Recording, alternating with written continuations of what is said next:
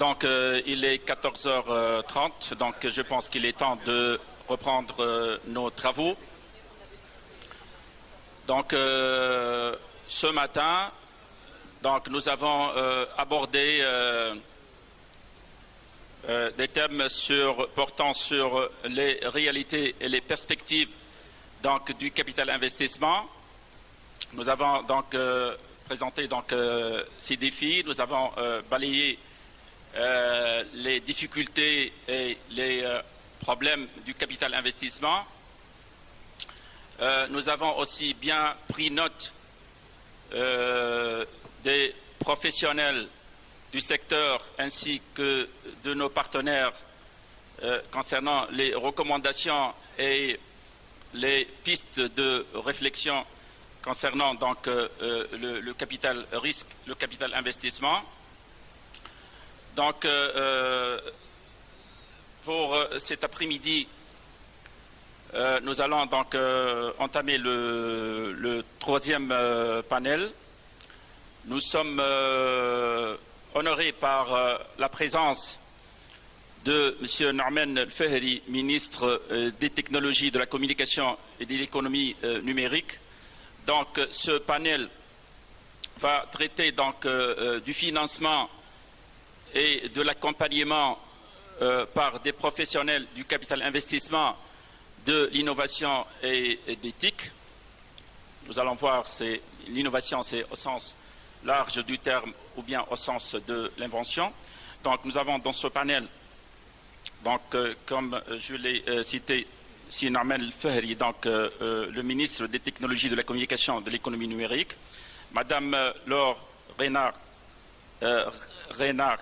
directrice des partenariats BPI France, Si Khaled Ben Younes, PDG du nouveau fonds anti-LER, Si Mondar Khamfir, président du Wiki Startup, et le modérateur et notre cher ami, Si Mohamed Salah Frad. À vous la parole. Merci beaucoup. Je suis très honoré de faire partie de ce panel, de le modérer.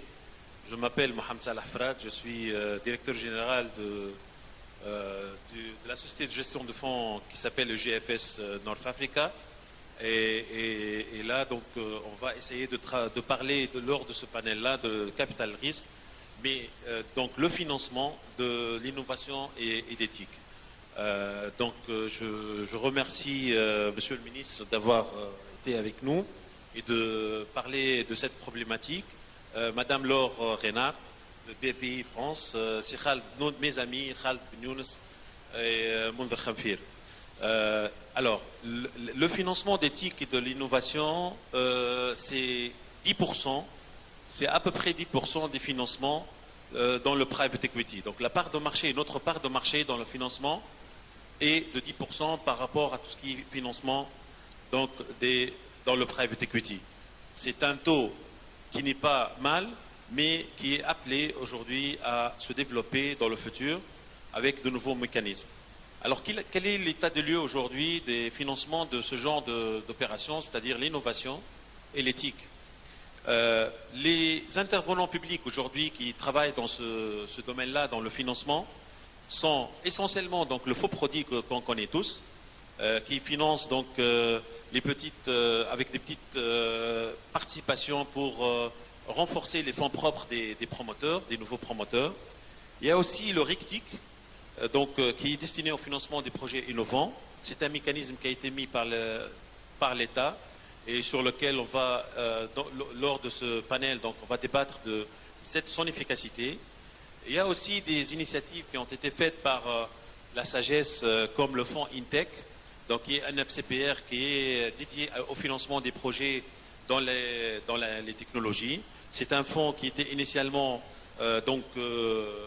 initialement créé pour 50 millions de dinars, mais aujourd'hui, il a une taille de 23 millions de dinars. Donc, il est arrivé à financer des projets dans l'innovation. Et il y a le fonds d'amorçage qui s'appelle IRDEM, qui est géré par la STB. Les instruments donc, de financement privé, il y a eu une émergence d'instruments Depuis 2011, bien avant avec Phénicia, notre ami Salma Bellera et notre ami Louet, donc, qui ont lancé le premier fonds d'amorçage, donc Phénicia, privé. C'est un fonds qui a été initié en 2007. Après, donc, il y a eu Capital Ease Seed Fund qui a été sponsorisé et promu par Carthage Business Angel Wiki Startup et géré par UGFS. Et après, donc, on a Orido qui a initié un autre fonds qui s'appelle Startup Factory. Après, donc avec une taille de 2,5 millions de dinars. Et après, il y a le fonds Intilert avec le QFF, donc, qui viennent de lancer deux fonds, Intilert for Growth et Intilert for Excellence. Donc on voit très bien que déjà, il y a quand même des opérateurs, à la fois publics et privés, qui sont opérationnels, qui sont en train de financer des projets. Donc on va s'interroger donc sur leur efficacité lors de ce panel-là. Mais avant ça, je vais faire un tour de table, surtout avec Khaled et Monver. Je vais commencer par Monver pour nous définir quelle est la définition donc, de l'innovation. Comment on peut qualifier un projet innovant, comment une idée peut être innovatrice, quels sont les paramètres qui peuvent nous mener à dire que c'est un projet innovant ou si c'est une idée qui est innovatrice. Bien, merci beaucoup et bon après-midi à tous. La question est intéressante parce que c'est peut-être là le point de départ. Alors comme on est dans un panel où on va essentiellement parler de financement et de chaîne de financement, je vais donner une définition sous l'angle financier du terme. Innover, c'est apporter une valeur neuve ou nouvelle ou d'une manière nouvelle sur un marché donné. Mais ce qui compte pour mesurer ou pour évaluer le degré d'innovation, c'est le niveau de risque et surtout le TRI final. Donc qu'est-ce que ça va produire comme rendement in fine. Et il se trouve que donc on peut trouver là l'expertise qu'il faut chez les financeurs et pas comme cela se passe aujourd'hui en Tunisie au niveau de l'administration qui met des comités plutôt techniques pour dire s'il faut délivrer ou pas l'attestation d'innovation comme si c'était une naissance sur laquelle il fallait qu'il y ait le sceau de l'administration. Donc aujourd'hui on n'est pas, je pense, dans la bonne façon, la bonne appréhension de l'innovation. Voilà. Oui, peut-être Khaled peut nous parler un peu aussi de sa définition de l'innovation puisqu'il est spécialisé dans tout ce qui est éthique. Donc, comment on peut qualifier un projet d'innovateur ou une idée d'innovatrice? Merci. Alors, permettez-moi tout d'abord de remercier les organisateurs pour cette excellente opportunité d'exposer notre initiative. Donc, en parlant de l'innovation, de notre point de vue, c'est surtout un ensemble de démarches qui vont aboutir à un produit innovant, un nouveau produit. Et ces démarches-là sont à la fois scientifiques, technologiques, financières, commerciales, et in fine, c'est ça l'objectif, c'est arriver à un ensemble de produits qui est donc nouveau, que ce soit incrémental ou bien d'une façon révolutionnaire. Ceci dit, nous voyons l'innovation en tant qu'un processus intégré où on dessert le jeune qui vient donc chez nous ou bien donc le promoteur en général avec une approche qu'on appelle end-to-end. Donc l'ensemble de supports dont il aura besoin, que ce soit encadrement technologique, technique, perfectionnement du logiciel et surtout l'évaluation de l'MVP, de l'évaluation parfois de l'idée en soi, permet justement à donner un coup de pouce et donc à établir des startups innovantes.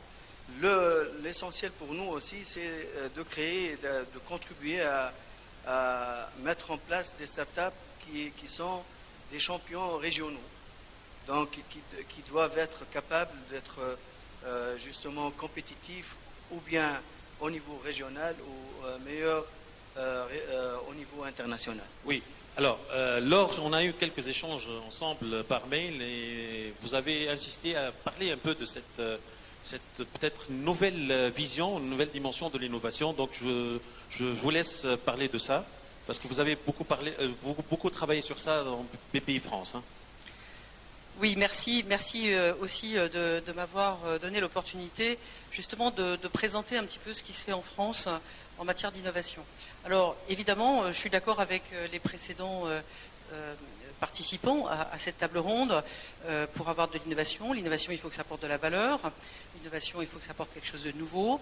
Mais il faut aussi que ça apporte quelque chose, il faut qu'il y ait une valeur effectivement marchande extrêmement importante. Alors en France, le financement de l'innovation publique, le financement public de l'innovation, était essentiellement tourné ces dernières années sur l'innovation technologique. La ministre, le secrétaire d'État ce matin nous a parlé de l'innovation technologique. Et la difficulté qu'on a avec l'innovation technologique, c'est que le financement d'une innovation technologique, le financement d'un projet d'innovation technologique, évidemment ne suffit pas pour créer de la valeur. Hein, il faut effectivement d'autres types de facteurs, et ces facteurs peuvent être eux-mêmes innovants. Et donc nous avons travaillé sous l'impulsion un peu de la ministre Fleur Pellerin, qui était le prédécesseur, ministre chargé du numérique, sur une façon de définir, de qualifier des projets innovants.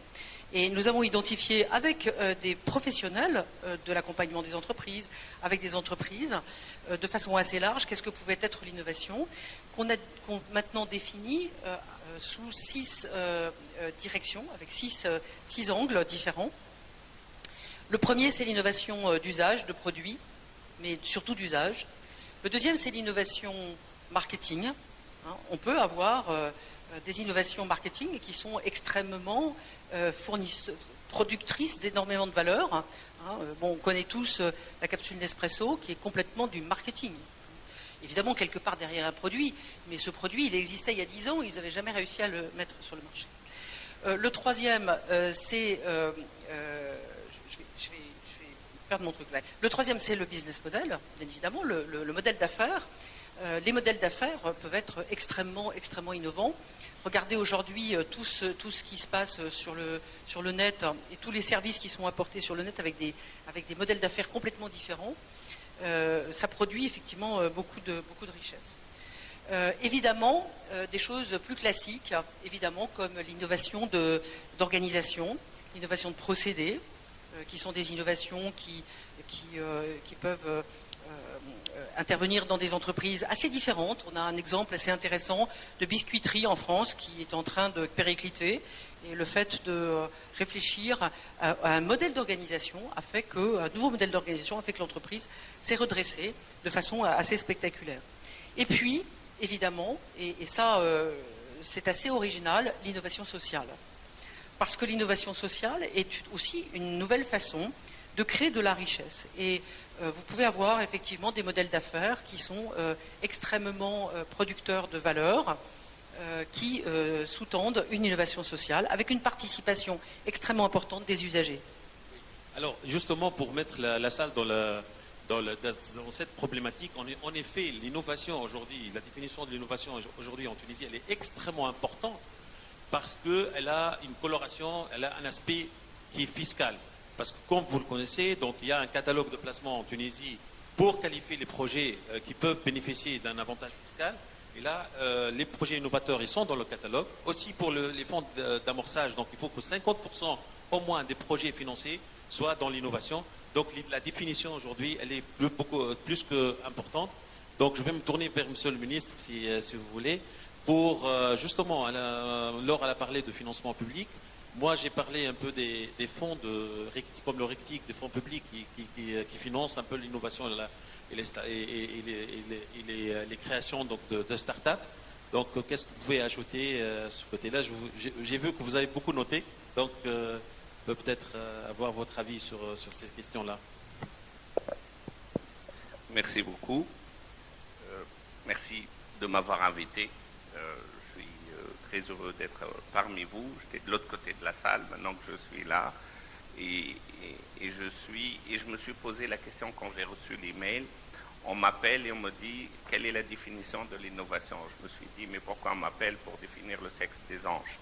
J'avais pas compris que cette définition a un rapport direct avec les avantages fiscaux que vous obtenez ou c'est un instrument d'incitation, incitation à l'investissement.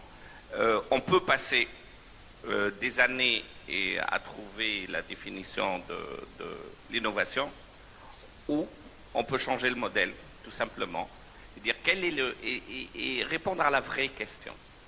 Comment, cher État, avec les lois que vous avez mis, que je ne peux pas, you are not accountable comme État, vous dites des projets innovants sans me donner les critères d'innovation, alors ça dépendra de l'attitude de la personne en face qui va dire tiens, ce projet est innovant ou pas. Je pense que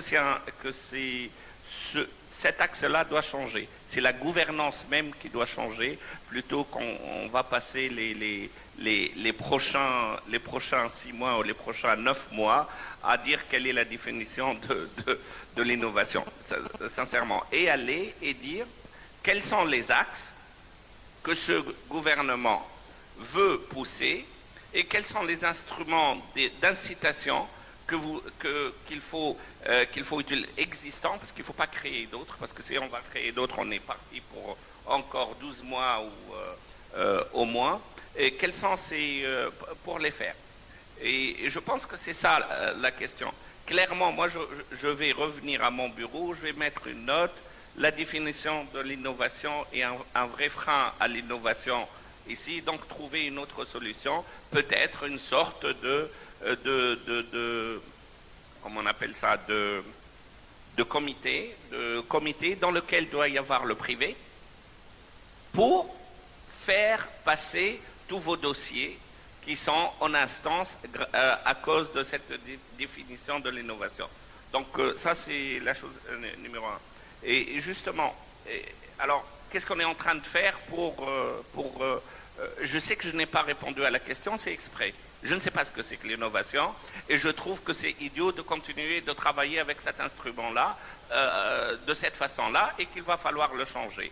Merci de venir me voir dès demain matin dans mon bureau pour qu'on trouve le moyen de changer ça. Ça n'a pas de sens de continuer de cette façon. Maintenant, on revient, on dit... c'est la réalité. On a trop d'outils, trop de complexes, trop de choses. J'étais à Londres quand il y a eu le crash boursier à Londres. Et je sais pertinemment que le vrai problème du crash boursier de Londres était que les gens, que le système était trop complexe et que les gens se faisaient de l'argent de la complexité. Il y avait des systèmes de plus en plus complexes, des baskets et des choses et des choses trop complexes, jusqu'à ce qu'on ne sait plus qui crée de la valeur et qui est rémunéré pour avoir de la valeur. Alors que ce que vous voulez, c'est quelque chose d'extrêmement simple. Nous, on veut faire de l'argent en créant de la valeur. Point à la ligne. Définissant comment on peut quelle valeur le gouvernement souhaite faire et faisons-la. Alors en ce qui nous concerne, je vais vous dire peut-être ce que nous avons fait jusqu'à maintenant et ce qu'on pense faire plus tard. Ça fait 78 jours que je suis en poste, donc dans 22 jours on aura les fameux 100 jours et je ferai la conférence de presse de dire voilà ce qu'on a fait dans 100 jours. Donc quand je suis arrivé à ce poste, il y avait 2 ministres avant moi qui ont travaillé avec le privé et qui ont créé quelque chose qu'aujourd'hui on appelle Tunisie Digitale 2018, qui est le plan national stratégique. Qualifiez-le comme vous voulez, mais tout ce que je sais, c'est que c'est un effort public-privé qui a été travaillé entre une salle comme celle-là, avec la moitié qui vient du public, l'autre moitié qui vient du privé, et qui ont décidé qu'est-ce qu'on veut faire dans les 4 ans, les 4 ans à venir, quels sont les axes stratégiques sur lesquels on va pousser et comment on va décliner tout ça en projet. Le ministre d'après a repris, est allé un cran plus loin et ils ont défini le nombre de... quels sont les projets sur lesquels on va travailler. Et me voilà avec la dure tâche ou la tâche facile d'implémenter ce que mes prédécesseurs ont fait. La bonne nouvelle, c'est que c'était fait en public-privé.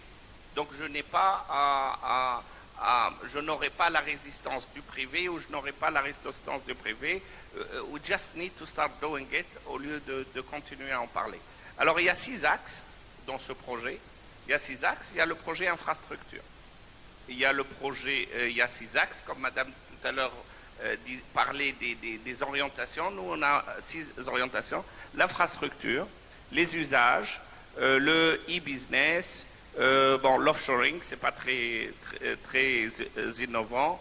Et une fois qu'on a défini ces axes, et qu'est-ce qu'on fait? On a lancé des projets. On voit que ces projets, certains c'est de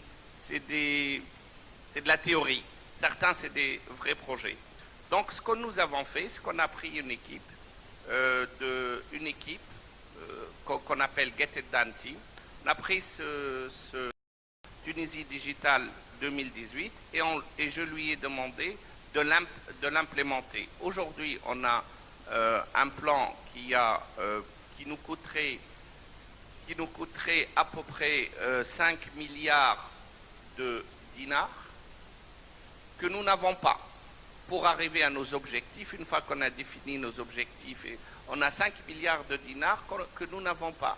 On a décidé que ces 5 milliards de dinars ne viendraient pas du public et que maximum un tiers viendrait du public et les 2 tiers viendraient du privé. Et c'est les 2 tiers qui viendraient du privé. La bonne nouvelle, c'est que dans le secteur de l'économie numérique, il y a une loi PPP. Oui, messieurs, mesdames, il y a une loi de PPP qui existe dans l'économie numérique. Donc ne prétextez pas qu'il y a qu'il y a une loi PPP qui est à l'Assemblée nationale, l'Assemblée des représentants des peuples, maintenant elle s'appelle. Non, on a une loi PPP qui existe. L'instrument que nous avons, il y a des vieux instruments qui s'appellent ce que vous avez appelé. C'est la troisième fois, grand maximum, que j'entends parler le mot RICTIC, que je suis dans le ministère. Pour être très franc avec vous. Venez, si par contre, on a un fonds de développement, un fonds de développement, le fonds Télécom, dans lequel on a 25 millions de dinars, dont mon seul objectif, c'est le dépenser. On a et aujourd'hui, il y a une seule association qui est venue, qui a déposé un projet, qui a dit, moi je veux être financé par ce fonds-là. Par contre, tous les autres, c'est des publics qui viennent me voir. C'est des organisations publiques qui viennent nous voir pour être financés. Moi je dis que c'est le système, il faut changer tout ça. Il faut changer tout ça. Je vous invite tout simplement à regarder l'instrument du fonds Télécom que nous avons et d'adosser un fonds à côté et venez, on le gère ensemble. Et qu'on le gère 50% public, 50% privé. Merci. Merci, Monsieur le Ministre. Là, vous anticipez sur une question sur le Tunisie Digital. Donc, 2018, maintenant, pour ces 5 milliards de dinars, il va falloir avoir des sociétés, des startups qui vont émerger pour pouvoir aboutir à ces objectifs qui sont fort ambitieuses. Maintenant, on parle... Moi-même, donc l'utilité de ce panel aussi, c'est un peu parler de cet écosystème. On parle beaucoup d'incubateurs, on parle d'accélérateurs, on a entendu parler de fonds d'amorçage, on entend parler de business angel, etc. Donc je vais profiter de la présence de Monther pour nous parler un peu de cet écosystème, nous décrire cet écosystème, nous faire comprendre quels sont les opérateurs, quels sont les intervenants à ce niveau-là, pour comprendre le rôle des uns et des autres. Mondr va nous parler de ça et après Zeda Khald qui a une très très belle expérience avec Intiller, Mondr avec Wiki Startup, pour parler de ces opérateurs-là qui vont essayer de stimuler cette activité d'investissement dans les startups. Très bien. En fait, pour situer un peu l'expérience que nous développons et que nous, je pense, commence à produire ses effets, je rappelle juste que l'incubateur Wiki Startup, c'est l'incubateur des Business Angels. Donc ce sont des Business Angels qui ont créé cet incubateur, c'est le réseau Carthage Business Angels, parce qu'au départ, il y avait une difficulté. La difficulté que nous avons rencontrée côté Business Angels, ça a été d'identifier de bons projets innovateurs. Donc innovateurs, il y a les projets très innovateurs, ça veut dire très risqués, mais des TRI supérieurs à 40%, et des projets moyennement innovateurs avec des TRI peut-être entre 15 et 25, avec un peu moins de risques. De toute façon, tous les projets technologiques, on peut considérer qu'ils sont en Tunisie, vu qu'il manque, on a besoin d'intégration technologique, on a besoin réellement de favoriser, tous les projets technologiques devront être considérés comme innovateurs, par définition. Comme ça permet de gagner du temps. Et donc, lorsqu'on a trouvé ce premier obstacle de deal flow, donc de ne pas trouver sur le marché naturellement des projets, on s'est dit, voilà, on va créer un incubateur et on va faire des programmes qui vont générer des projets d'innovation. Et on a pris un peu le parti pris d'aller chercher dans les laboratoires de recherche, dans les universités. Et on a produit même des études, dont une qui est restée célèbre, celle de l'essaimage scientifique. Et cette étude sur l'essaimage scientifique a montré qu'il y avait un potentiel, un gisement important qui n'est pas exploité, qui n'est pas du tout exploité, parce que justement il y a beaucoup de passerelles. Et c'est très humain, mais c'est peut-être une caractéristique locale. On construit plus facilement des murs que de passerelles ou que de ponts. Donc évidemment, on construit des murs et après on urbanise. Et du coup, il y a beaucoup d'acteurs en Tunisie, mais les acteurs ne fonctionnent pas correctement ensemble. Et on s'est dit, on va protéger les projets qu'on va identifier, qu'on va générer, de l'écosystème hostile externe. Et on est allé voir donc un gestionnaire de fonds que tu connais bien, puisque c'est toi, Mohamed Salah, qui a eu le courage d'accepter, parce que lorsqu'on est venu te voir, j'avais un prospectus avec 1 million de dinars. C'était un montant modeste, mais de toute façon, c'était un montant expérimental. Et le fait de trouver des gens qui acceptent de jouer le jeu et de faire un peu cette expérience, au bout de 3 ans, je pense que tu ne le regrettes pas, nous ne le regrettons pas. Nous avons un incubateur privé qui était le premier, je me rappelle à l'API, lorsqu'on est allé déposer les statuts, on nous a dit il n'y a pas de classe de service correspondant à incubateur, alors que la Tunisie se targue de dire qu'elle a 24 incubateurs. Il y a des choses qui sont incroyables, mais ça n'empêche qu'on ne s'est pas contenté de dire la loi ne permet pas ou il y a des obstacles. À chaque fois qu'on va trouver une barrière, eh bien on va chercher une façon de la contourner, toujours en restant dans la légalité, bien sûr. Et puis en disant voilà aux autres comment il faut faire. Comme ça, on a eu d'ailleurs l'occasion de voir se multiplier les initiatives. Oui. Et on est content de voir qu'après Capitalise, il y a eu donc d'autres fonds comme Startup Factory oui. et Intiller. Donc, avec ça, je peux rebondir sur Khaled, parce que Khaled a fait un grand travail de convaincre un des grandes sociétés en Tunisie, il va nous raconter cette histoire, d'investir dans l'innovation. Il s'agit de Ooredoo. Et maintenant, Khaled, ça je le sais, c'est pas un secret de Polichinelle.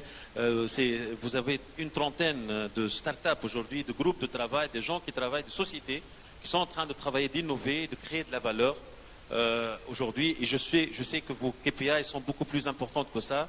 Vous visez une centaine de projets. Donc laissez-nous un peu découvrir cette belle expérience avec Ooredoo et après avec UFF. Merci, Mohamed.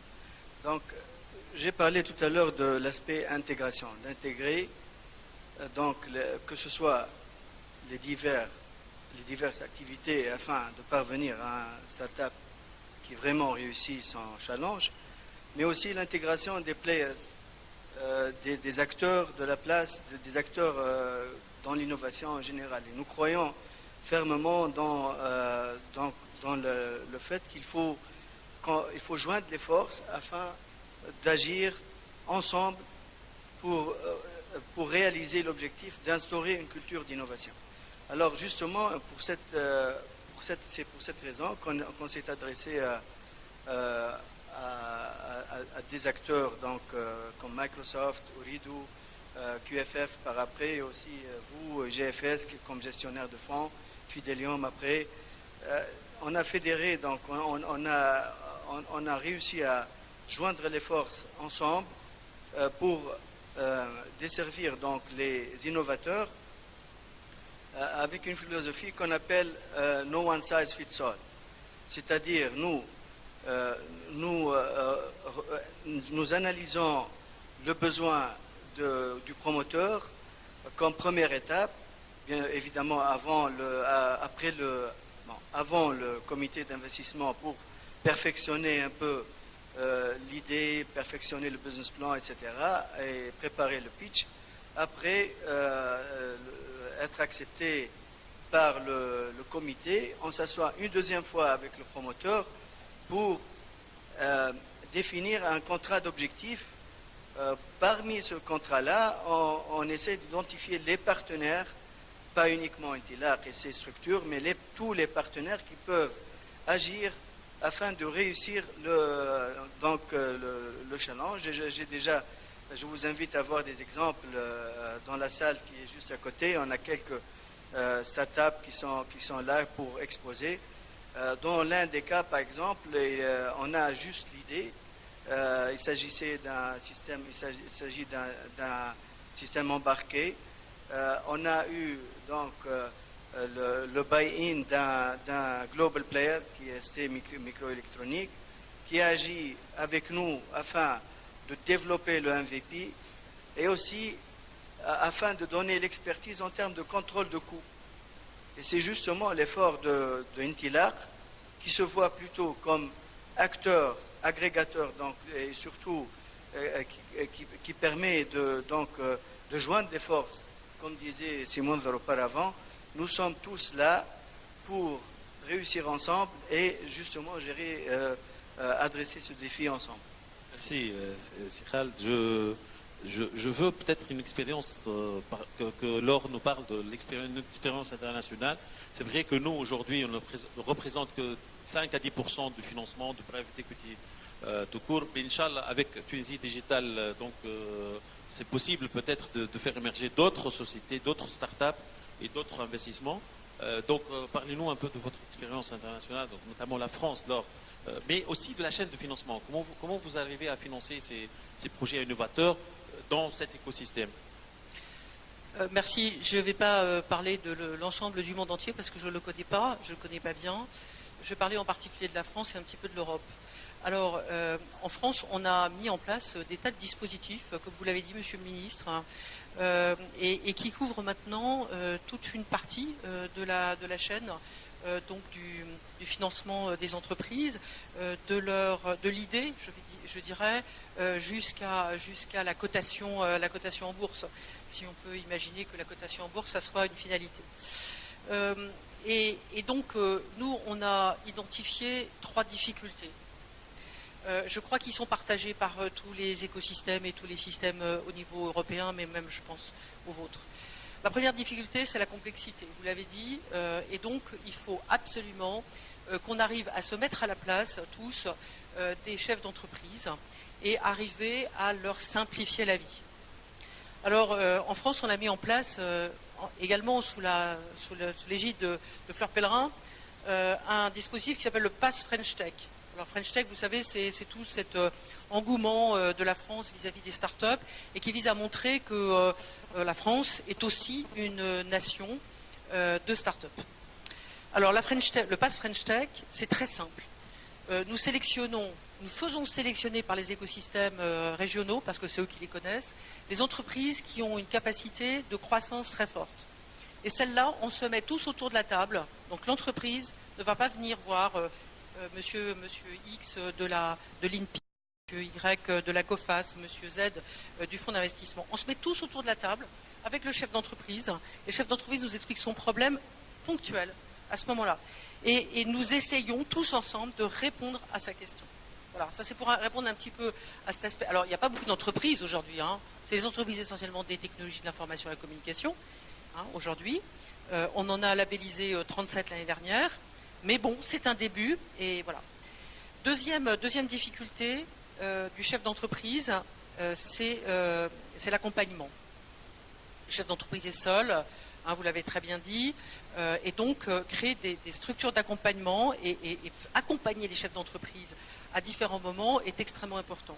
Isabelle Bébert a parlé ce matin de Bpifrance Université. C'est un exemple, mais il y en a bien d'autres, opérés par la BPI ou opérés par d'autres opérateurs. Et pour nous, c'est extrêmement important. L'État français a mis en place un dispositif qui sont des fonds qui ne sont pas destinés à des entreprises classiques, mais des entreprises accélérateurs, qui permettent de financer ces accélérateurs qui eux-mêmes vont accompagner les entreprises. Voilà. Et avec un business model qui est tout à fait rentable et qui doit permettre un TRI positif. Le troisième plan, c'est le plan du continuum de financement. Le continuum du financement. Et ça, c'est très important. Vous savez qu'en France, on a un dispositif qui prend beaucoup de place, et dans d'autres pays aussi, qui s'appelle le crédit impôt recherche. Le crédit impôt recherche en France, c'est 6 milliards d'euros par an. Hein, c'est pas... donc, en comparaison des aides directes, c'est à peine... Enfin, c'est 3 fois ou 4 fois plus que les aides directes. L'inconvénient, c'est que le crédit impôt recherche, qui a d'autres vertus, eh bien, il opère sur la phase de R&D, et sur la phase de R&D seulement. Alors, c'est très bien pour les entreprises, parce que effectivement, ça leur permet d'accélérer leur phase de R&D, de rendre le coût du chercheur moins cher, évidemment. Donc ça, c'est important, la compétitivité hors coût, c'est très très important aussi pour la compétitivité de manière générale. Mais, au-delà de ça, il faut effectivement avoir des dispositifs qui sont des dispositifs classiques d'aide sous forme de subventions, de grants, comme il y a à peu près partout en Europe, mais aussi des prêts tout bêtes, mais qui prennent plus de risques que le monde bancaire et qui vont accompagner le chef d'entreprise sur la mise sur le marché de ces produits. Parce que souvent, la petite entreprise, en particulier la start-up, elle dépense tout l'argent sur la phase de R&D ou sur la phase de développement de son produit. Puis au moment de le vendre, au moment d'aller à l'international, eh ben, elle n'a plus de fonds propres et donc c'est un petit peu compliqué pour aller voir son banquier. Voilà quelques idées, que vous pourriez... Merci beaucoup pour cet apport. Je vais encore une fois poser la question, Monsieur le ministre, parce que l'autre fois j'ai eu peut-être l'occasion de vous entendre à la radio. Vous avez parlé d'idées révolutionnaires, sincèrement. Vous avez parlé du changement du modèle entre OPEX et CAPEX pour les entreprises et l'administration publique. Vous avez parlé de l'allocation des ordinateurs, le cloud computing. Vous avez parlé aussi de la connectivité, permettre aux gens d'être connectés. Vous avez parlé des tablettes, etc. Ça, c'est les 5 milliards de dinars que vous venez de dire. Vous avez parlé maintenant aussi de la possibilité de PPP. Laissez-nous rêver et dites-nous comment on peut mettre à jour et mettre sur la table donc des startups et des sociétés aussi, hein, parce que là, il y a des gens qui ont de l'argent qui est frais. Et notre président de la TIC a parlé de 150 millions de dinars d'argent qu'il a pour être investi. Donc, faites-nous un peu le fundraising pour vos projets, pour qu'on puisse être partie prenante de cette belle aventure. Merci beaucoup. C'est la première fois qu'un financier me dit « faites-moi rêver » alors que j'essayais d'être vraiment terre à terre, très terre à terre, et pour voir d'où vient l'argent et comment on va se faire de l'argent et quelle valeur on crée pour continuer à avoir de l'argent. Écoutez, c'est très simple. Honnêtement, et on est dans une phase de transition, je dirais même civilisationnelle. Dans 10 ans, le monde, dans 10 ans, je ne parle pas que de la Tunisie, je parle en général. Le monde dans 10 ans sera très différent. On ne sait pas comment ça sera, mais on sait qu'il sera très différent. La différence entre 2015 et 2025 sera au moins aussi grande que la différence entre 2015 et 1956 quand on a eu l'indépendance, ou même 1917 ou 1900 du moment où il y a eu les premières cartes, les premières voitures Ford qui sont sorties. Donc nous sommes en train de vivre une période d'accélération incroyable. Cette accélération, ce changement, notre modèle de société est en train d'être changé grâce ou à cause de Moi, je pense que c'est vraiment grâce à la technologie que notre modèle de société va être totalement différent. Il y a vraiment 200 ans de différence entre mes enfants et moi. Honnêtement, et je vous le dis, et je crois profondément, il y a 200 ans de différence. Pourquoi?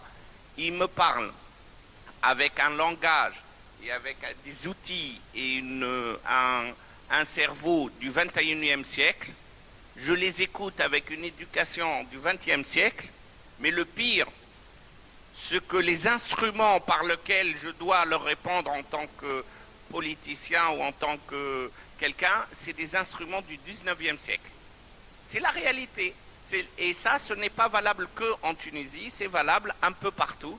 Un peu partout, c'est que les instruments aujourd'hui les plus démocratiques possibles ne peuvent plus suivre les progrès technologiques. Donc, qu'est-ce qu'il faut faire? Il ne faut absolument pas essayer d'acquérir de la technologie. Il faut vraiment se dire, dans ce monde qui va avec cette vitesse grand V, qu'est-ce que je peux faire? Et le politique, il a un seul rôle. Un seul. C'est d'assurer l'égalité des chances entre les enfants du même pays et entre ses enfants à lui et les enfants du Coréen ou du Français. C'est la seule raison d'être d'un politique, c'est d'assurer l'égalité des chances. Alors pour assurer cette égalité des chances, s'il y a une seule chose à faire, il faut les connecter tous. Il faut les connecter tous avec du très haut débit. Et s'il y a un seul projet à faire, c'est de connecter chaque famille tunisienne des 2,7 millions de familles tunisiennes. Il faut les connecter avant 2020 avec du haut débit. Ça, ces projets, ce n'est pas les venture capital, c'est pas vous qui allez le faire, c'est l'État qui va le faire. Mais l'État ne doit pas le faire en acquérant de la technologie. C'est stupide, parce que la technologie dans 5 ans sera totalement différente. L'État doit trouver le business model réel qui va permettre aux investisseurs, aux télécoms d'aujourd'hui et surtout aux télécoms de demain, d'arroser tout le pays, et l'État va pouvoir va inciter les zones où ce n'est pas rentable, où le TRI n'est pas assez intéressant pour ces compagnies-là, qu'il aille jusqu'à subsidize, comment on dit subsidize, à subventionner l'Internet dans les zones rurales. Il est beaucoup plus intéressant, et beaucoup plus intelligent et beaucoup plus logique de subventionner l'Internet que de subventionner le sucre. C'est évident.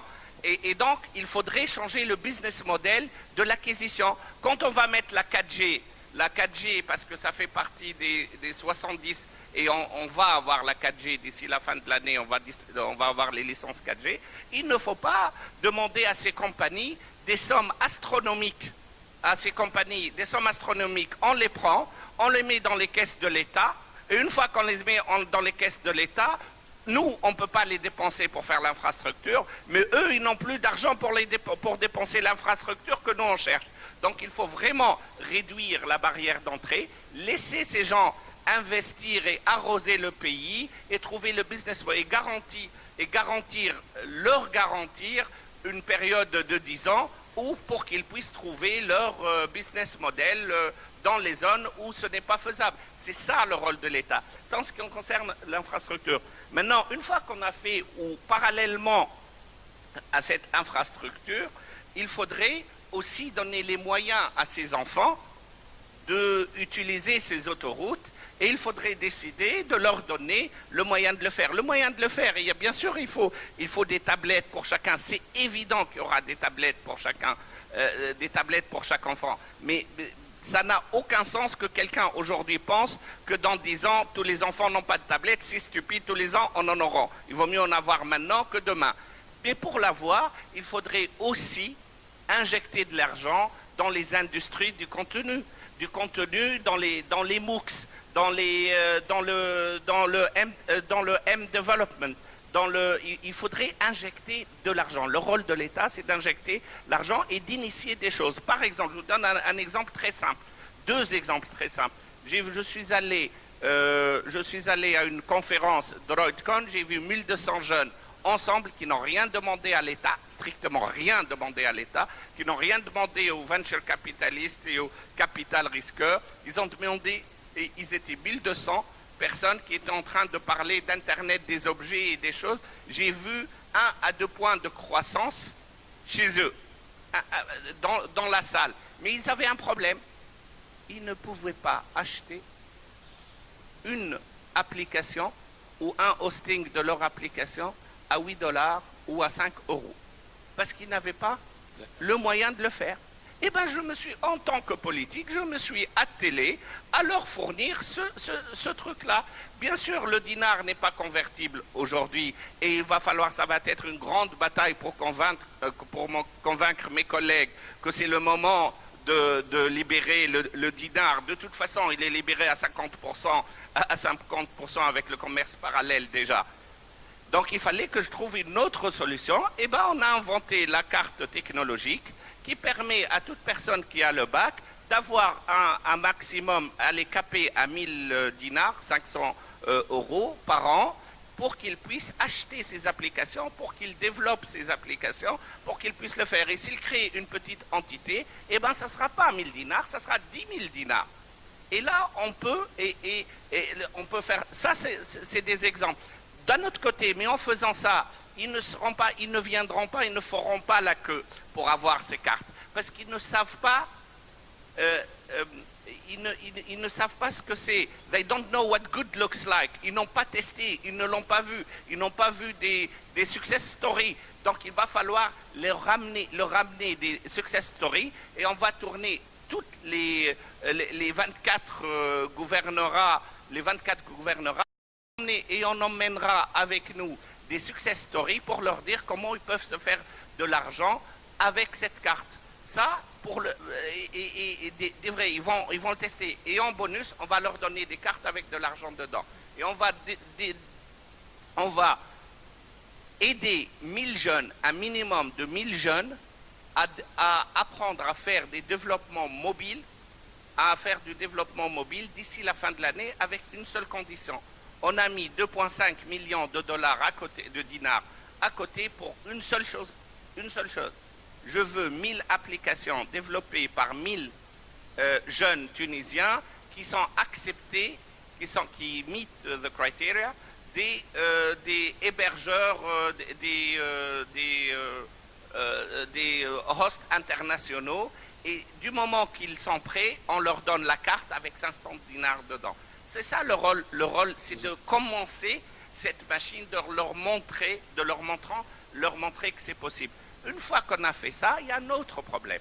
Cette administration qui cherche la définition de l'innovation pour qu'ils puissent vous donner de l'argent, mais c'est de l'insensé. Qu'est-ce qu'il faut faire? Eh bien ça, c'est un travail beaucoup plus dur. C'est que sur les 5 ans, j'espère et je souhaite mon souhait, avec moi ou avec mon successeur, parce que rester 5 ans, c'est pas évident, point de vue fatigue, pas point de vue réputation, ne vous inquiétez pas.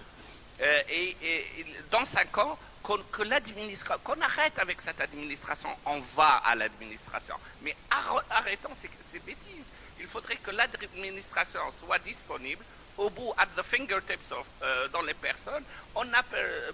Comme ça existe dans pratiquement tous les pays. En 2009, on était 39e dans le eGov, en ranking sur 140 pays. Aujourd'hui, on est très content parce qu'on a gagné 8 places par rapport à l'année dernière. L'année dernière, on était 89, on est aujourd'hui à 81 places. Mais arrêtez, c'est pas du tout ça. Il va falloir honnêtement, la vraie révolution aujourd'hui des jeunes, c'est la révolution technologique. Ça se passe dans le cyberespace. Et s'il y a une seule chose à faire pour nous, c'est de leur permettre de voyager dans cet cyberespace et de subventionner l'Internet pour qu'ils puissent tous être connectés, comme on a généralisé en 1956 On a généralisé l'éducation en Tunisie. Le résultat, vous le voyez aujourd'hui, mais le résultat, l'investissement de 1956, il s'essouffle. Il va falloir réinjecter, donc il va falloir réinvestir dans la nouvelle génération. Excusez-moi, je vais vous dire quelque chose de très clair. Ça va sortir faux, mais Michel, je le dirai quand même. Ce n'est pas vous qui m'intéressez. Ce qui m'intéresse, c'est les jeunes entre 18 et 35 ans. C'est eux, pour eux, que je suis en train de faire ce job. Mais vous pouvez les aider, une fois que moi je leur donne les instruments, vous pouvez les aider à créer leur entreprise pour garantir les 50 ans à venir. Voilà.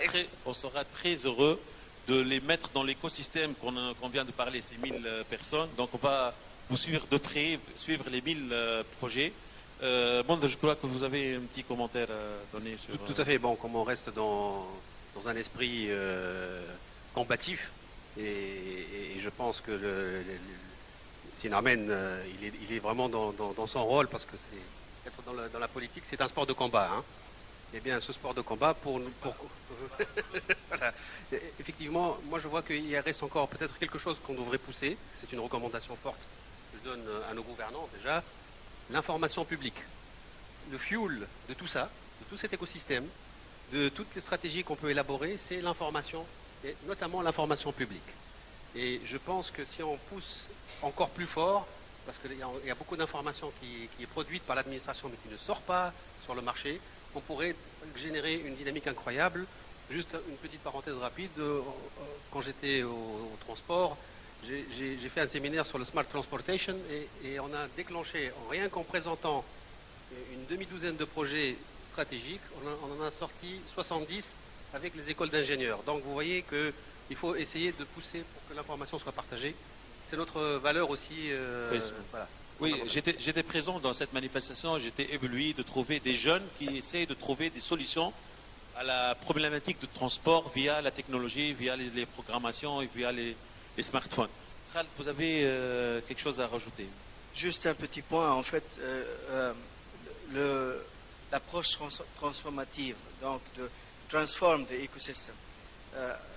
Intilaq se positionne au cœur de ça. En fait, juste pour donner des exemples spécifiques, pour les jeunes qui veulent développer leur MVP, on donne beaucoup d'outils free of charge, notamment l'accès au cloud, notamment les outils de développement, nous aidant à fine-tuner le produit en soi. Donc, nous avons l'expertise technique pour les accompagner là-dessus. Ça, c'est un point. Et le deuxième point, nous agissons aussi au niveau des PME établies. Par exemple, la semaine dernière, ensemble avec Microsoft, on s'est fixé comme objectif d'aider sur la transition au cloud. Donc, il y a des transitions technologiques qui sont là, qui sont annoncées, qui sont impératifs. Et nous avons des programmes, donc un programme établi sur l'année. Ce que nous faisons, c'est nous parlons à la fois aux ingénieurs pour faire une action d'enabling et après aux décideurs afin de les aider à transformer ou bien sous forme de spin-off ou bien de créer des produits internes. Donc, justement, identifier les tendances technologiques qui sont importantes et pertinentes pour notre économie et d'essayer d'aider dans la transition. Voilà. Je voulais, pour que ça ne reste pas dans le on the sky, pour rester terre à terre. Terre à terre pour vous montrer qu'il y aura de la résistance au changement et que cette résistance au changement, il va falloir le rôle aussi du politique, c'est de la combattre. Par exemple, dans une conférence comme ça, j'avais annoncé que je vais interdire à mes services et aux services de mes confrères, si je peux, parce que je n'ai pas encore tout à fait cette autorité, d'acheter des serveurs parce que ça sert à rien les serveurs parce que le temps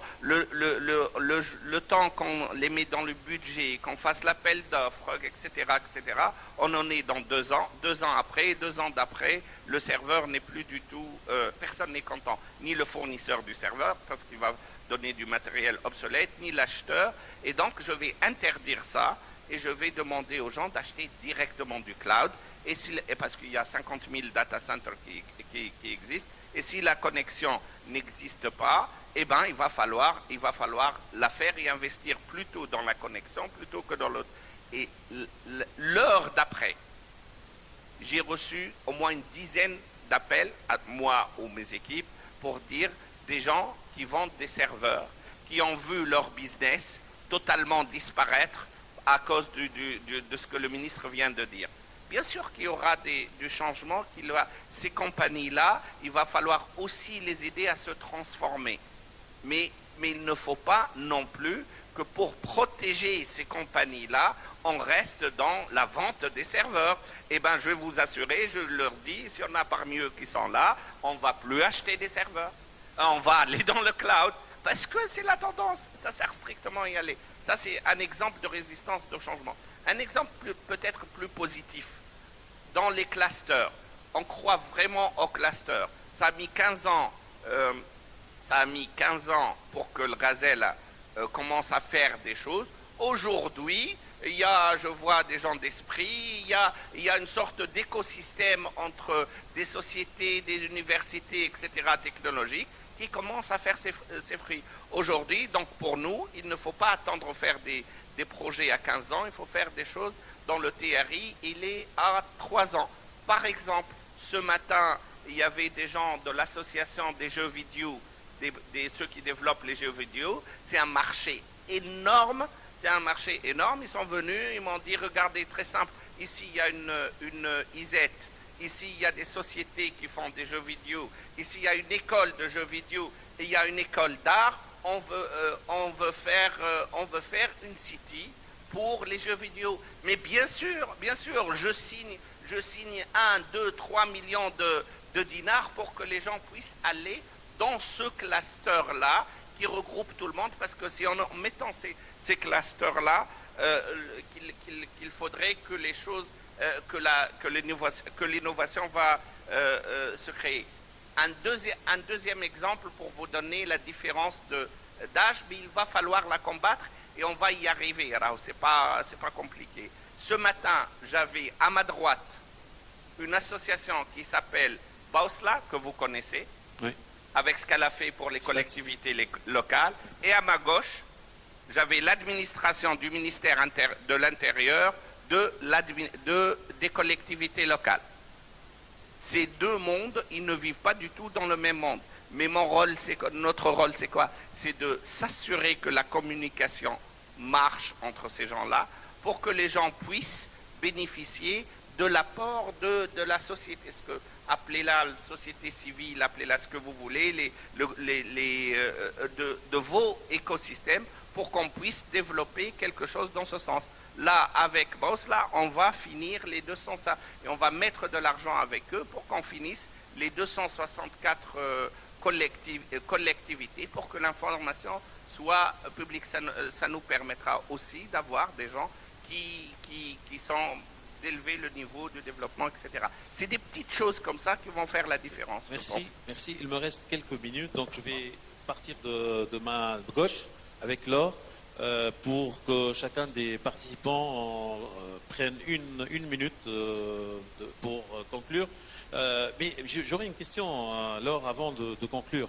C'est cette question d'assistance. Vous avez parlé que je voulais peut-être plus de développement sur ça. Vous avez parlé qu'avec la start-up, tout le monde se met avec lui pour essayer de voir quelle est la problématique. Et en one shot, on arrive à... Est-ce que vous pouvez un peu parler de ça? Est-ce que c'est un système pour ça, ou il y a un système, ou c'est une pratique? Comme ça, on peut peut-être s'inspirer ici en Tunisie, parce qu'il y a quand même, on voit un peu qu'il y a un petit retard entre l'accord de financement et après la mise en place des projets. Oui, je peux vous donner quelques éléments supplémentaires.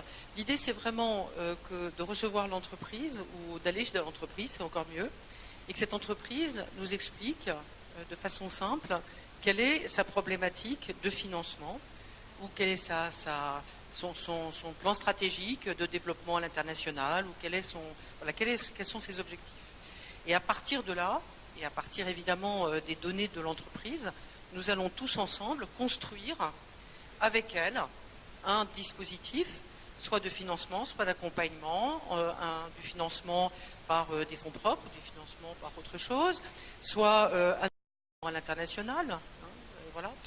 Et on espère qu'effectivement, cette entreprise va du coup aller beaucoup plus vite, puisqu'il y a cette notion de rapidité, hein, quelque part aujourd'hui, hein, qui est très très importante. Hein.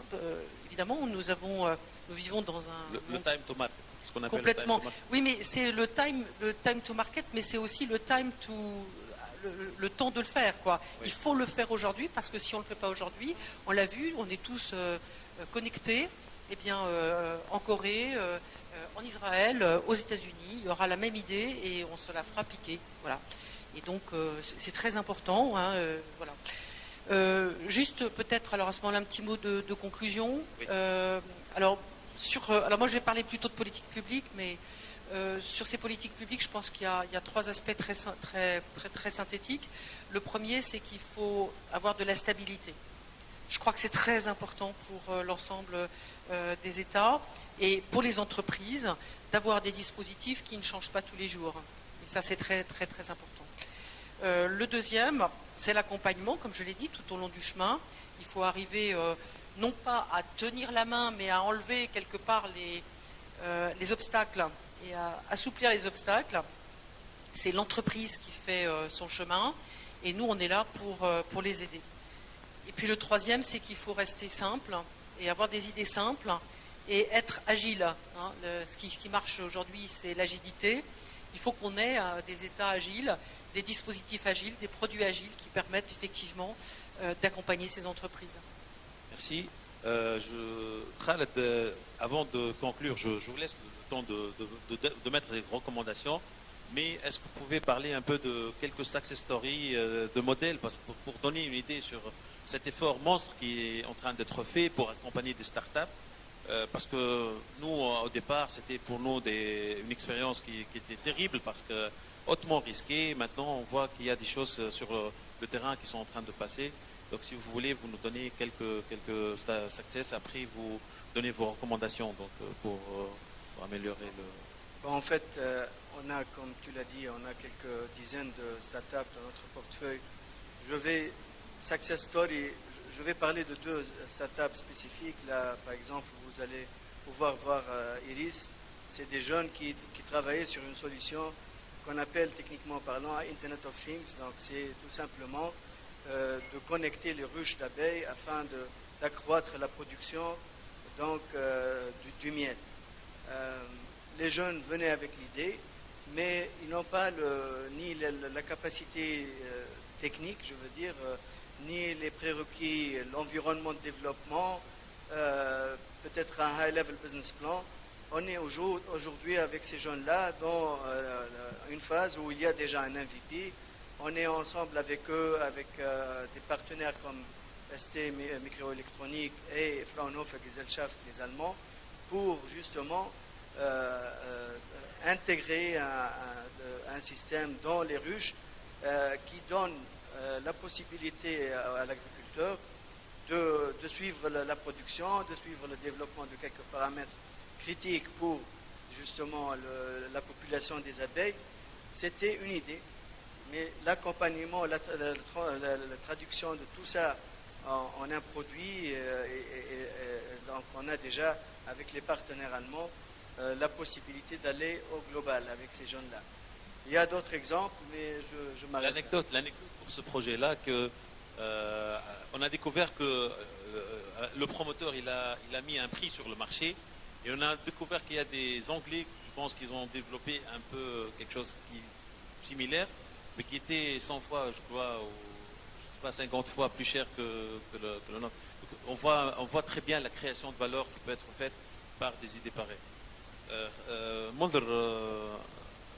Des success stories, j'en sais qu'il y a beaucoup. Alors, peut-être moi je vais donner plutôt les enseignements. Hein. Qu'est-ce qu'on a appris en 3-4 ans, cette expérience de développement d'un écosystème favorable à l'innovation. D'abord, l'innovation est une affaire d'État. C'est le privé qui doit mener la danse, parce que l'innovation se mesure sur le marché. Hein, et le rôle de l'État n'est pas d'aller sur le marché, plutôt de réglementer les marchés, hein, ou d'orienter les marchés. Et comme on a besoin d'avoir de l'initiative privée, il faut laisser le marché faire, parce que c'est le marché qui va valoriser notamment la valeur immatérielle. Une des recommandations fortes, c'est justement de permettre en very early stage, parce que nous on travaille beaucoup sur le transfert de technologies entre les laboratoires de recherche et donc la commercialisation des connaissances. On s'est aperçu que déjà le transfert de propriété ne se fait pas correctement. Donc déjà là il y a un no man's land et c'est une difficulté. On a un potentiel énorme, on a beaucoup de problèmes, on voudrait les résoudre avec des connaissances produites chez nous qui sont en fait déjà dans l'actif de le patrimoine national, mais qu'on n'arrive pas à valoriser sur le marché. Et là, c'est quand même une préoccupation majeure. Donc c'est la première recommandation. Il faut que quelqu'un investisse aussi sur cette partie-là en amont. Donc ça, c'est de l'amorçage ou du pré-amorçage. Il y a très peu d'acteurs. Aujourd'hui, on commence à être quelques-uns initiatives privées ou initiatives de la société civile. Mais il faudrait qu'il y ait un peu plus d'implication de l'État pour quand même orienter, comme on est limité dans les moyens, il faudrait quand même qu'on les oriente vers les priorités, et les priorités doivent être donc peut-être orientées par le financement. Et donc le financement, il faut le voir en dynamique, toute la chaîne.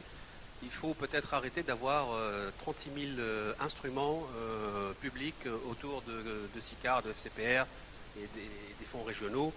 Essayer de mettre de la cohérence dans tous ces financements, les mettre plutôt par étage, dédiés à soit du early stage, soit du capital de création, capital développement, jusqu'au retournement, transmission, etc. Donc cette réflexion doit être faite, à mon avis, d'une manière sereine, et elle va permettre de donner une dynamique réelle à l'innovation en Tunisie. Merci beaucoup. Donc voilà, vous avez quelque chose à rajouter, Monsieur le Ministre? Bon, j'ai toujours quelque chose. Rahbet. Non, c'est très simple. Le public, je l'ai entendu tout à l'heure, c'est exactement ce qu'il faut faire. Réduire la complexité, augmenter, accélérer, créer des accélérateurs et assurer la continuité de financement pour les entrepreneurs. Mais en Tunisie, on a une particularité qu'aujourd'hui, on a un réservoir de jeunes qui ne sont pas tous super éduqués, mais ils sont tous capables de rentrer dans l'économie numérique. C'est de trouver des instruments, parce qu'on axe toujours sur l'ingénieur, mais au fait, les acteurs de l'économie numérique, ceux qui tirent, c'est les ingénieurs, mais il y a aussi des techniciens supérieurs et des gens qui n'ont peut-être pas le bac, qui sont eux derrière aussi cette économie numérique. Il y a plein de métiers de l'économie numérique qu'il va falloir pousser. Et pour ce faire, il faut axer sur les clusters end-to-end. J'ai mentionné les jeux vidéo tout à l'heure. Vous avez mentionné le développement embarqué, etc. Donc il faut axer sur ça. Voilà. Merci beaucoup. Je crois qu'on a eu le temps de contourner toute la question. Juste pour conclure, justement, il y a un écosystème aujourd'hui qui est mis en place, qui est appelé à se développer.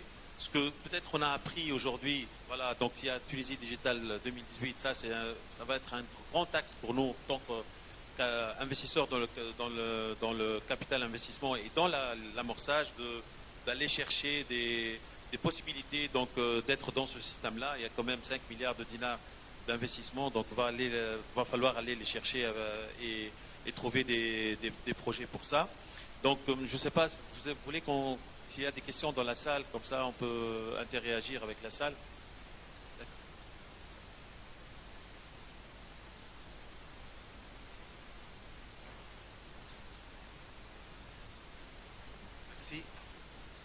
Merci. En fait, je voudrais profiter de la présence de Monsieur le Ministre pour suggérer deux choses. En fait, dans l'innovation, il y a deux écoles aujourd'hui au monde. Il y a l'école qui dit que l'innovation doit émaner en fait de l'université et que toute cette recherche-là qui pourrait être valorisée pour effectivement aboutir en fin de compte à un produit ou un service sur le marché. Ça, c'est une école. C'est vrai que le process, il est un peu lent. L'écosystème en Tunisie manque énormément de maillons qui sont, et surtout les maillons de tout ce qui est expertise nécessaire pour l'accompagnement, en fait, l'évaluation, la valuation, le pricing, tout ça dans les technologies. Il y a beaucoup de choses qui manquent en Tunisie. Mais je vais parler d'une deuxième école. La deuxième école, c'est l'école en fait de l'acquisition technologique. Moi, personnellement, j'ai vécu au Japon pendant longtemps et j'ai vu qu'effectivement, dans les années 50, le Japon, en 1955, il a fait une réforme dans la loi de la propriété intellectuelle pour permettre un transfert de technologie internationale. Au bout de 5 ans, il y a eu 5000 contrats de licence de technologie qui ont été enregistrés au Japon. Et il y a beaucoup d'experts internationaux qui disent que ça, c'est aussi un facteur. Alors, quelle est l'idée derrière tout cela? L'idée derrière tout cela, c'est de encourager la création d'un fonds technologique qui va permettre l'acquisition en fait, de sociétés qui ont une technologie qui pourrait éventuellement ou bien s'intéresser au marché tunisien, nord-africain, africain, et qui pourrait effectivement, à travers cela, avoir un accès technologique, qui pourrait aussi être une possibilité pour des sociétés qui passent par des difficultés, des sociétés européennes, qui passent par des difficultés financières, mais qui ont un savoir et un patrimoine technologique qui est très important, qu'on pourrait aussi le faire, tout en laissant éventuellement peut-être un bureau de commercialisation de la technologie, par exemple en Europe, et tout ce qui est développement pourrait être effectivement transféré en Tunisie. Donc, le volet de création de fonds technologiques pour l'acquisition, pour tout ce qui est transfert technologie, ça pourrait aller avec cette politique d'innovation qui encourage un peu l'innovation académique. Deuxième suggestion, certainement, je m'excuse, je suis un peu arrivé en retard. La deuxième suggestion, aujourd'hui, on a un patrimoine en Tunisie de pépinières. Certainement, vous avez parlé d'incubateur. Et l'incubateur, c'est en fait, c'est un espace qui pourrait encourager la maturation de l'innovation et la sortie un peu de cette innovation sur le marché. Aujourd'hui, monsieur le ministre, vous savez qu'il y a dans chaque gouvernorat en Tunisie, il y a une pépinière d'entreprise qui est dormante. Pourquoi ne pas donner un peu l'ensemble de ce réseau de pépinières de Tunisie pour des professionnels qui savent comment accompagner en fait des jeunes? Ça devient un hub de développement de clusters, et chaque gouvernorat a son propre cluster à travers cette pépinière-là, qui pourrait être animée par des gens qui s'y connaissent dans l'accompagnement des startups, etc. Et je considère que c'est une excellente chose. Il faut privatiser les pépinières, parce qu'aujourd'hui, ces pépinières sont un fardeau, un centre de coût pour l'État, qui pourrait se convertir demain en un centre de revenus, un centre d'innovation, qui pourrait aussi rayonner sur toutes les régions. Voilà, merci. Signez demain. Faites la proposition, signez demain la loi PTP. Voilà la loi existe d'ailleurs, donc faites-le. La loi existe, vous avez l'idée, les pépinières sont là. Non, pardon. La loi existe, les pépinières sont là, vous avez l'idée, faites la lettre, je la signe demain. D'autres questions? D'autres questions dans la salle? C'est bon?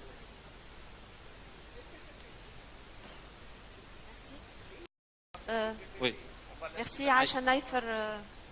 Je gère une société de financement capital risque d'Ivasica. Monsieur le ministre, vous avez parlé d'encouragement de l'hébergement de données.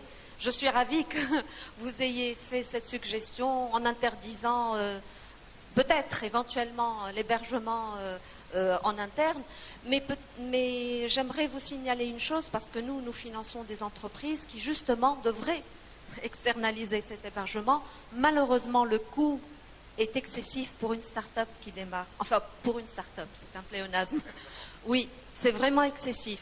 Et là, peut-être on devrait réfléchir à des mesures d'encouragement par des tarifs qui soient vraiment à la portée de ces jeunes qui démarrent. Merci. J'achète. Je suis ravie que vous achetiez. Ok. Mon problème dans ce ministère, c'est de dépenser l'argent. On a de l'argent, des idées, on dépense. Merci beaucoup. Une dernière question. Hein. Bonjour tout le monde, donc Aïs Bouhaj, expert comptable. Donc ma question, c'est bien de dépenser de l'argent, mais je vais parler un peu du côté du capital investisseur. Il faut aussi penser à la liquidité des fonds au bout de quelques années. Donc financer l'innovation, il faut penser aussi au marché, disons, qui permet aux investisseurs actuels qui vont investir aujourd'hui en 2015 de sortir et de liquider les fonds au bout de quelques années.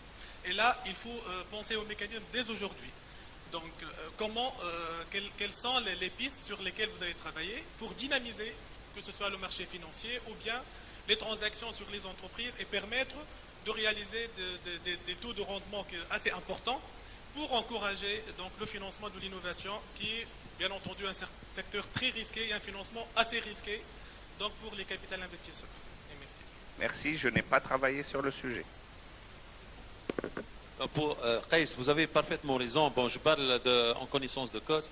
Nous, en fait, pour le capital innovation, capital donc amorçage, etc., la problématique du deuxième tour, ce qu'on appelle le deuxième tour techniquement, c'est une problématique très très importante. Et je pense, avec notre expérience aujourd'hui, que c'est notre rôle aussi de préparer ces sociétés-là, ces pépites, pour qu'elles soient financées avec des fonds d'investissement.